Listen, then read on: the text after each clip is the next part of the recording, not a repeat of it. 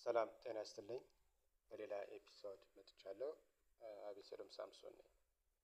ዛሬ የምናወራው ስለ የኮንፍሊክት ስቴጅ ሞዴል ላይ ነው ፎከስ የምናደርገው እና እንግዲህ ቫዮለንት ኮንፍሊክት 6 ሌቭል አለው እና እነዛ ሌቭሎች ላይ ነው የምናየው። ይህንን ሀሳብ 2-3 አካባቢ ነው ብርሃም የተባለ ኤክስፐርት ነው ሀሳቡን በልዩ ሁኔታ አሰ ሞዴል ያስቀመጠው ማለት ነው እና ኮንፍሊክት ሁል ጊዜ መነሻ አለው ወይም ደግሞ በተለምዶ ላተንት ኮንፍሊክት እያለን የምንጠራው ማለት ነው። ይህ ስቴጅ ላይ እንጨትና እንጨት ጋር ተያይዞ አስፈላጊ የሆኑ ግብአቶች የሚሰበሰቡበት የመጀመሪያው ስቴጅ እሱ ነው። ላተንት ስቴጅ እያለን የምንጠራው ማለት ነው።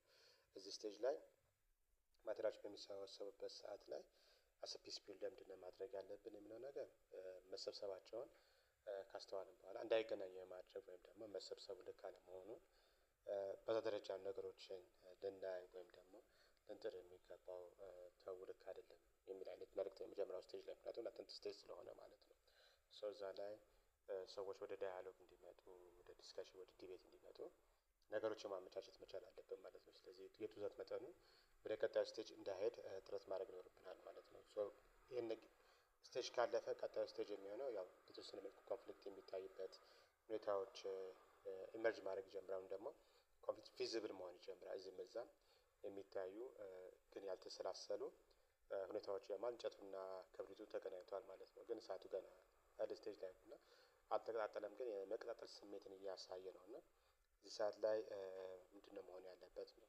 ትልቅ የሆነ ፐብሊክ ዲሞንስትሬሽኖችን ስናይ ሰዎች ለአንዳንድ ነገሮች ተገዢ መሆናቸውን ሲያቆሙ ያን ጊዜ ነው የተለያዩ ስራዎች መስራት መቻል አለበት። ፐብሊክ ትረስቱን ለማግኘት ብዙ አሁን ጊዜው የሶሻል ሚዲያ ፕላትፎርም ላይ ፕላትፎርሞች ተጠቅሞ ሰው ወደ ቀጣዩ ስቴጅ እንዳይሄድ ወይም ደግሞ ኮንፍሊክት እስከሌት እንዳያደርግ ጥንቃቄ ማድረግ ያስፈልጋል ማለት ነው። ስለዚህ እዚህ ላይ የምንሰራው ነገር ቢኖር ያው እሳቱ ተያይዟል በተቻለ አቅም እሳቱን ለማጥፋት ጥረቶች ማድረግ ነው ወይም ደግሞ ለማዳፈን ጥረቶች ማድረግ ነው ወይም ደግሞ ከቻልን ወደ ስቴጅ ዋን የሚመለስበት ሁኔታዎችን ማመቻቸት ነው ማለት ነው። ስለዚህ እሳቱ በዚህኛው ስቴጅ ላይ መጥፋት ከቻለ በጣም መልካም አለበለዚያ ግን ወደ ቀጣዩ ስቴጅ ነው የሚሄደው ወደ ሶስተኛው ስቴጅ ነው የሚሆነው ቦም ፋየሪንግ እያልን የምንጠራው ግጭቶች ከቁጥጥር ውጪ ለመውጣት ጥረት የሚያደርጉበት እሳት ወደ መያያዝ የሚጀምርበት እና ሁሉም ሰው ሪኮግናይዝ የሚያደርግበት ሰዓት ነው የኛው ስቴጅ ነው።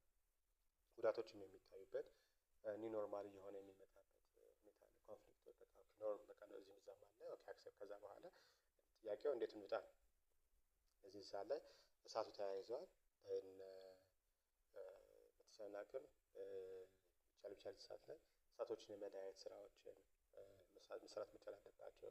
ከቻልን ደግሞ ቶሎ ብሎ ጎን ለጎን ማጥፋት የሚቻልባቸው ነገሮችን ቶሎ መሰራት መቻል አለባቸው። እያንዳንዱ ስቴጅ ላይ የምንወስዳቸው ውሳኔዎች በጣም ወሳኞች ናቸው እና እሳቱ ወደ ዋይልድ ወደ ሆነ ሁኔታዎች ውስጥ የሚመጣበት ሁኔታዎች ቀስተ ግጭቶች በዛ ልክ ይስፋፋሉ ማለት ነው። ስለዚህ ግጭቶች እንዳይስፋፉ ጥረት ማድረግ ያስፈልጋል። ይሄን ስቴጅ ካለፈ በጣም ከባዱ ስቴጅ ላይ ነው የሚደርሰው ወይም ደግሞ ያው ላስት ስቴጅ ነው የሚሆነው የጡዘት ላይ ነው የሚሆነው። ነገሮች በሙሉ ስትራክቸራል ነገሮች በሙላ የሚጎዱበት ሁኔታዎች አሉ። ያው ካልቸራል ቫዮለንስም ስትራክቸራል ቫዮለንስም ዳይሬክት ቫዮለንስም በዚህ ሰዓት ላይ በጣም የሚታይበት ሁኔታዎች ይፈጠራሉ። አራተኛው ስቴጅ ላይ በዛ ደረጃ ነገሮች የሚሆኑ ሰዎች ይጎዳሉ። እዚህ ሰዓት ላይ አትሊስት የጉዳቱ አካል ባለመሆኑ ሰዎች ራሳቸውን ከችግሮች በማራቅ ነው ሊተባበሩ የሚችሉት እና ምክንያቱም ራስን መጠበቅ ራስን ማኖር ተገቢም ስለሆነ ነው። ሁሉም ነገር ግን ያው እንትን አለው ወደ አምስተኛው ስቴጅ ላይ በሚመጣበት ሰዓት ላይ እስከሌት የማድረግ ሁኔታዎች አሉ። ወደ ሰዎች ያው ተለምዶ መጀመሪያ የተጣሉ ሰዎች ወደ ኔጎሽዬሽን የሚመጡበት ሁኔታዎች አሉ። ያው ሰርድ ፓርቲ ኢንጌጅ የሚያደርግበት ሚዲዬሽን እያልን የምንጠራቸው ፕላትፎርሞች የሚመጡበት ሰዓት ነው የሚሆነው። ኤቭሪ ኮንፍሊክት ቢጊኒንግ አለው። ያው ሁሉም ሰዎች ሰከን ማለት ሲጀምሩ የሰሯቸውን ስራዎች በሙላ የማየት እና ከዛ በኋላም ያው ዲስፒት ሴትልመንት አካባቢ ነው የሚሆነው። የተለያዩ ፕላትፎርሞችን በመጠቀም የነበረውን ነገር ወደ መልሶ የመመለስ ስራዎች ነው የሚሰሩት።